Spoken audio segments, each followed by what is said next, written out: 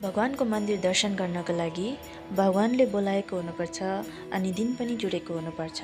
यो भन्दै म आजको यो मेरो मिनी ब्लग सुरु गर्दैछु र म चाहिँ गएँ आज जङ्गली बाबा मन्दिर दर्शन गर्नको लागि, जो चाहिँ एकदम नामी जग्गा नै छन्, शिवजीको मन्दिर हो। अनि यहाँ चाहिँ पास टिकट काट्नु पर्दो रहेछ है। अनि भित्र जङ्गलभित्र चाहिँ लगभग कति किलोमिटर हिँड्नु पर्दो रहेछ भित्र। अनि यहाँ चाहिँ हामी आइपुग्यौँ होइन। अनि आज मन्डे शिवजीकै भक्तजन हुनलाई चाहिँ आज राम्रो हो है, दर्शन गर्नको लागि। अन्त यो चाहिँ ठुलो कम्पाउन्ड रहेछ। अनि बेसिकली यो चाहिँ के भन्दा चाहिँ आर्मीहरूको एक एकवटा मेमोरियलमा चाहिँ बनिएको जस्तो रहेछ हो। अन्त यहाँ भित्र मजाको रहेछ दर्शन गर्नको लागि। अन्त त्यहाँबाट चाहिँ हामी गऱ्यौँ अन्त फर्क्यौँ होइन। त्यहाँबाट चाहिँ अन्त यहाँ जङ्गल बाटो है, मजाको रमाइलो एकदम पिस होइन।